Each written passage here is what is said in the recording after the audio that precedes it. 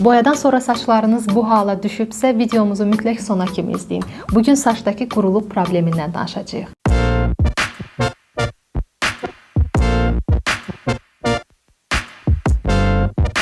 Hər birinizi xoş gördük dəyərli izləyicilərim. Bugün boyalardan sonra saçlarımızda yaranan quruluq problemindən danışacağıq. Deməli boyalar saçımızın rəngi ilə yanaşı onun strukturuna da təsir göstərir. Bəs bu boyalar zərərlidirmi? Əlbəttə ki, zərərlidir. Bugün satışda olan ən ucuz boyadan tutmuş ən bahalısına kimi bütün boyalar saçlarımıza zərər verir. Bəziləri isə təbii ki, qiymətinə görə az, bəziləri isə çox. Nəticəsi isə eyni olur. Quru və cansız saçlar. Ümumiyyətlə saçlarımızın üzərində hidrolipid adlanan bir yağ təbəqəsi olur və bu təbəqə kimyəvi boyalar istifadə elədikcə aşınmağa başlayır. Nəticədə saçlarımız quruyur, canlılığını itirir və saman kimi bir görüntü alır. Özəlliklə kimyəvi boyaların tərkibində olan amonyak və peroksid kimi maddələr saçlarımızın daha da pis hala düşməsinə səbəb olur. Bəs belə olan halda biz nə etməliyik? İlk növbədə sulfatsız şampun istifadə etməlisiniz. Deməli sulfat maddəsi saçımızdakı kir və yağ ilə yanaşı saçımıza lazımlı olan maddələrin də yuyulub aparılmasına səbəb olur və nəticədə saçımız zədələnir, öz canlılığını itirir. Sulfat maddəsi həmçinin saçımızdakı boyanın ömrünü də qısaldır. Siz sulfatlı şampunlar istifadə elədikcə saçınızdakı boya tez yuyulub gedəcək və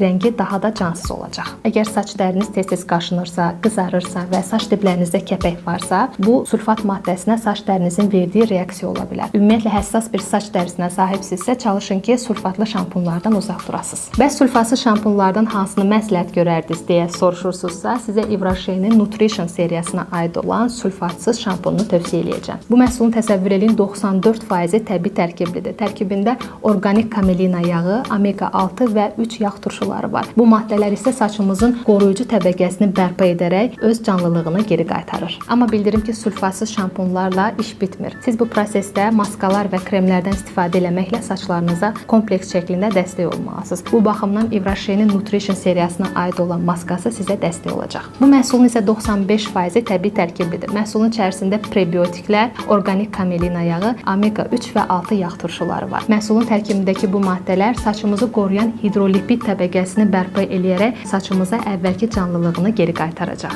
Məhsulun istifadəsi isə belədir. Saçlarınızı yuduqdan sonra maskanı saç uclarınıza vurub, gözləyib, daha sonra su ilə durulayırsınız. Sonuncu etapımızda isə saçlarımızı qurutmamışdan qabaq ona krem vururuq. Bu mərhələdə də bizə Ivraşenin Nutrition seriyasına aid olan bu kremi dəstək olur. Bu məhsulun da 95% təbii tərkiblidir. Tərkibində orqanik kamelina yağı, omega 3 və 6 yağ turşuları var. Məhsul saçlarınızı qidalandıracaq, istilik prosesindən saçlarınızı qoruyacaq. İstifadə qaydası isə nəm halda saç uclarınıza vurursunuz, daha sonra isə quruducu proseslərinizi tətbiq edə bilərsiniz. Ümumiyyətlə saçlarınız qurudusa, bu cür təbii baxım vasitələri ilə yanaşı siz daxildən də saçlarınıza mütləq şəkildə dəstək olmalısınız. Bu prosesdə siz bol miqdarda maye qəbul etməli və zülal tərkibli qidalanmalısınız. Yəni ət, balıq, toyuq, baxlalı bitkilər, yumurta zülal tərkibli məhsullar hesab edilir. Saçlarımızın əsası zülal və sudan ibarət olduğu üçün bu nüansları mütləq unutmayın. Belə dəyərli dostlar, bugün saçdakı quruluq problemindən danışdıq. Videolarımızın davamının gəlməsini istəyirsinizsə, aşağıda yerləşən bəyən düyməsinə basmağı və kanalımıza abunə olmağı unutmayın. Suallarınız varsa, həm məhsulla bağlı, həm də ki, ümumi saçdakı quruluq problemi ilə bağlı şərh bölümünə yazın. Özüm şəxsən cavab verəcəm. Növbəti videolarımızda görüşənədək.